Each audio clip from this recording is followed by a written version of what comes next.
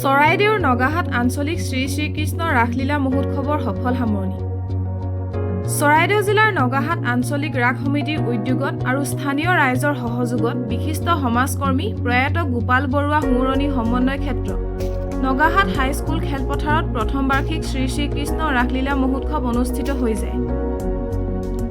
21 আৰু 22 ডিচেম্বৰ তাৰিখে দুদিনীয়া কাৰ্যসূচীৰে অনুষ্ঠিত হোৱা অনুষ্ঠানৰ প্ৰথম দিনাৰ কাৰ্যসূচী ধৰ্মধ্বজা উত্তোলন কৰে উদযাপন সমিতিৰ সভাপতি কনক ভূঞাই। স্মৃতি তৰ্পণ কৰে অৱসৰপ্ৰাপ্ত প্ৰধান শিক্ষক বগাধৰ পাচনিয়ে। ভাগৱত শোভাযাত্ৰাৰ উদ্বোধন কৰে পবিত্ৰ গগৈয়ে। মঞ্চ উদ্বোধন কৰে পৰাণ আৰন্ধৰাই। সমূহীয়া বন্তি প্ৰজ্বলন কৰে মুখ্য প্ৰজ্বলক অৱসৰপ্ৰাপ্ত প্ৰধান শিক্ষয়িত্ৰী প্ৰেমেশ্বৰী দিহিঙীয়ে। সন্ধিয়া শ্ৰী শ্ৰীকৃষ্ণ ৰাসলীলা নাট শুভ উদ্বোধন কৰে প্ৰাক্তন সাংসদ তপন কুমাৰ গগৈয়ে। দ্বিতীয় দিনা বিভিন্ন কাৰ্যসূচীৰে অনুষ্ঠিত হোৱা বঁটা বিতৰণী আৰু সম্বৰ্ধনা অনুষ্ঠানত নিৰ্দিষ্ট বক্তা প্ৰতিদিন টাইমৰ মুখ্য সম্পাদক নিতুমণি শইকীয়া উপস্থিত থাকে।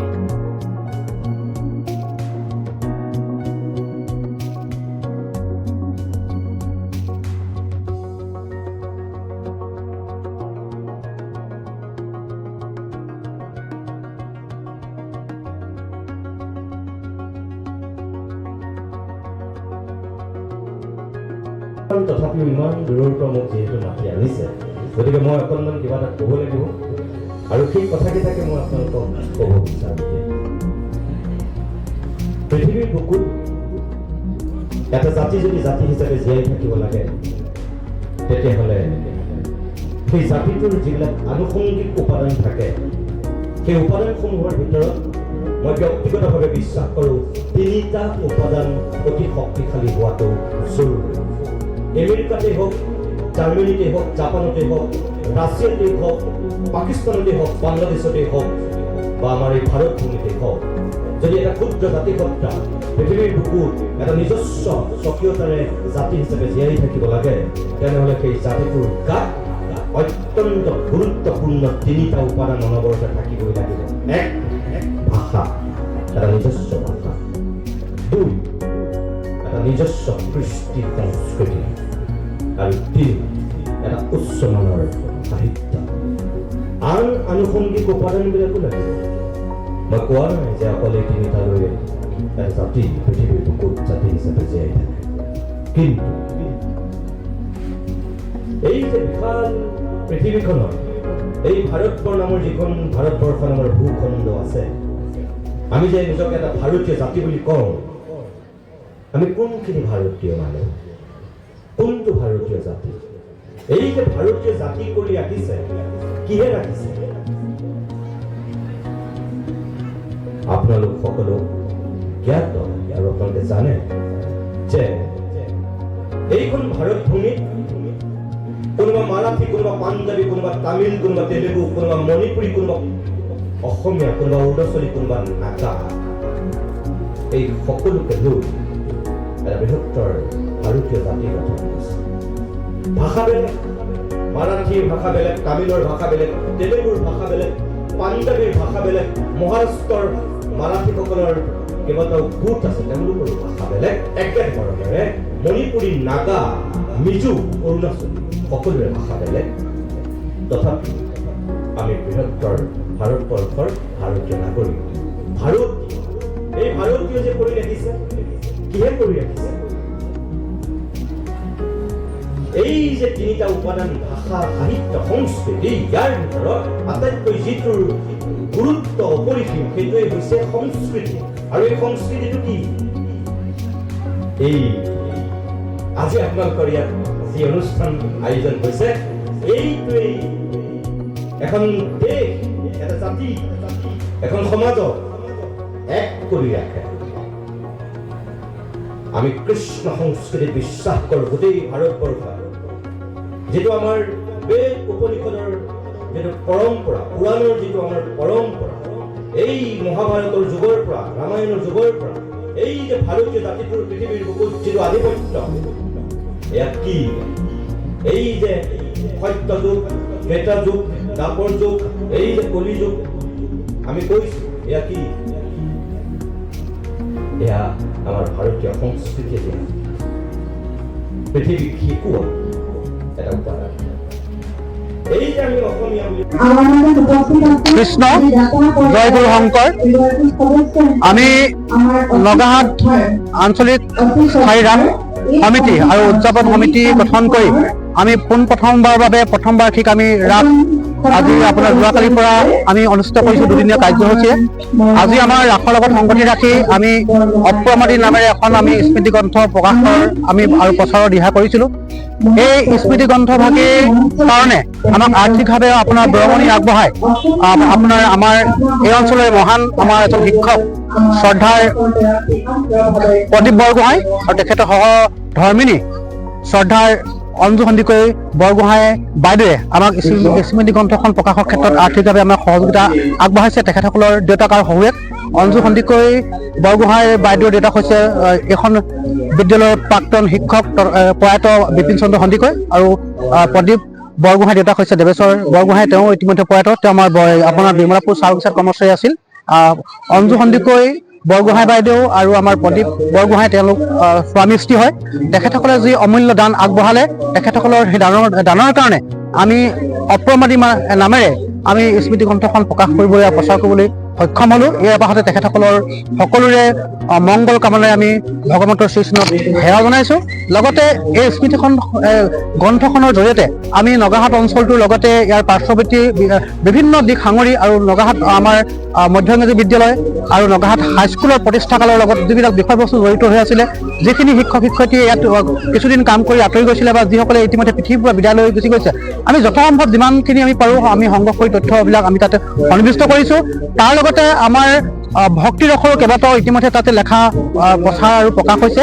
মই আশা কৰিম যে ৰাস উদযাপন সমিতিয়ে আমি আশা কৰিম সকলোৱে যে সকলো ৰাইজে এই স্মৃতি গ্ৰন্থভাগী অধ্যয়ন কৰিব আৰু আজি এই স্মৃতি গ্ৰন্থৰ পৰা কিবা এটা ফলৱতী সুফলটো আমি নাপালেও আজিৰ পৰা 25-30 বছৰ পিছত নৱপ্ৰজন্মই এই স্মৃতি গ্ৰন্থখনৰ গুৰুত্ব আৰু উপলব্ধি নিশ্চয় কৰিব বুলি আমি কামনা কৰিছোঁ আৰু আমি বিশ্বাস ৰাখিছোঁ। ধন্যবাদ।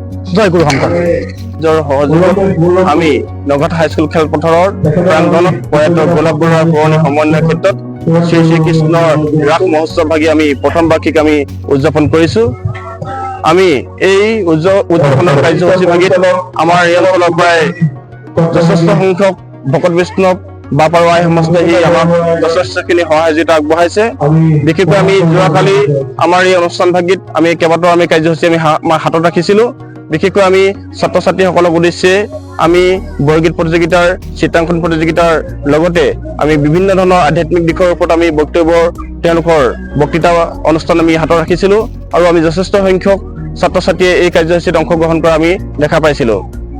আমি সন্ধিয়া পৰলৈ শ্ৰী শ্ৰীকৃষ্ণৰ ৰাস মহোৎসৱভাগী উদ্বোধন কৰিবৰ কাৰণে আমি উদ্বোধক হিচাপে আমাৰ এই অঞ্চলৰ যোৰহাট লোকসভাৰ সমষ্টিৰ প্ৰাক্তন সাংসদ শ্ৰদ্ধাৰ তপন কুমাৰ গগৈ ডাঙৰীয়াদেৱে আহি আমাৰ এই শ্ৰী শ্ৰীকৃষ্ণ ৰাস মহোৎসৱভাগী তেখেতভাৱে আজি উদ্বোধন কৰে। আমি যোৱাকালি যিভাগে আমি ৰাসলীলা আমি এই মঞ্চত আমি মঞ্চস্থ কৰিছিলোঁ, তাৰে আমি প্ৰথম দিনৰ কাৰ্যসূচী হিচাপে আমি বিশেষকৈ কালিয়া দমন আমাৰ যি নাট তালৈকে আমি সমাপ্ত কৰি আমি বংশবোধৰ কাৰ্যসূচীটো আমি আমাৰ দ্বিতীয় দিনৰ কাৰ্যসূচী হিচাপে ৰাখিছোঁ। আমি যথেষ্ট সংখ্যক আমাৰ ভক্তপ্ৰাণ ৰাইজৰ উপস্থিতি তথা সমাগম আমি দেখিবলৈ পাইছোঁ। গতিকে আমি সমস্তখিনি ৰাইজক আমি পুনৰবাৰ আমি অনুৰোধ জনাইছোঁ যাতে আমাৰ এই কাৰ্যসূচী সফল সমাপ্তি কৰাৰ ক্ষেত্ৰত আপোনাৰভাৱে পূৰ্ণ সহযোগিতা আগবঢ়াই আমাৰ এই কাৰ্যসূচীত সফল কৰাৰ ক্ষেত্ৰত আপোনাৰভাৱে যেন পূৰ্ণ সহযোগিতা আগবঢ়ায়। কৃষ্ণ। আমি নগাহাট অঞ্চলত যি দুদিনীয়া কাৰ্যসূচীৰে ৰাস মুহূৰ্তত ভাগি পাতিছোঁ, সেই সম্পৰ্কত ক'বলৈ গ'লে আমাৰ এনেধৰণৰ বক্তব্য আমি ৰাখিব বিচাৰোঁ। 1984 চনতে আমাৰ প্ৰয়াত গোলাপ চন্দ্ৰ বৰুৱা দেৱৰ নেতৃত্বত ইয়াত এখন ৰাস অনুষ্ঠিত কৰিছিল আৰু সেই ৰাসখনৰ জৰিয়তে আমাৰ ইয়াৰ সকলো ৰাইজে ৰাস উপভোগ কৰি এক ভাল বাতাবৰণ পাইছিল আৰু সেয়াকে সাৰোগত কৰি বহু সময়ত আমাৰ সমাজত চৰ্চা হৈ আছিল যে আমাৰ নগাহাট অঞ্চলত ৰাস অনুষ্ঠিত কৰা নাই আৰু ৰাস অনুষ্ঠিত কৰিব লাগে। আৰু সেই অনুসৰি আমাৰ ইয়াত বিশিষ্ট আমাৰ সমাজকৰ্মী লোকসকলৰ মাজত চিন্তা চৰ্চা কৰি আমি নৱেম্বৰ মাহৰ 18 তাৰিখে আমি এখন ৰাজহুৱা সভা দিলোঁ আৰু সেই ৰাজহুৱা সভাতে সকলোৰে মতামত আৰু সিদ্ধান্ত মৰ্মে আমি ডিচেম্বৰ মাহৰ 21-22 তাৰিখে দুদিনীয়া কাৰ্যসূচীৰে এই শ্ৰী শ্ৰী ৰাস মহোৎসৱ ভাগি আমাৰ নগাহাট অঞ্চলত অনুষ্ঠিত কৰাৰ স্থিৰ সিদ্ধান্ত গ্ৰহণ কৰা হ'ল আৰু সেইদিনাৰ পৰাই আমি যুদ্ধকালীন ক্ষিপ্ৰতাৰে আমাৰ স্থায়ী সমিতি এখন গঠন কৰি লোৱা হ'ল, যিখন স্থায়ী সমিতিৰ উদ্দেশ্য এয়াই যে আমি প্ৰতি বছৰে ইয়াত ৰাস অনুষ্ঠান ভাগি অনুষ্ঠিত কৰিম আৰু এই স্থায়ী সমিতিখনে হ'ল অভিভাৱক সমিতি হ'ব আৰু সেই স্থায়ী সমিতিখনৰ জৰিয়তে এখন পৰিচালনা সমিতি গঠন কৰি দিয়া হ'ব আৰু সেই পৰিচালনা সমিতিখনেই এই ৰাস মহোৎসৱ ভাগি অনুষ্ঠিত কৰিব।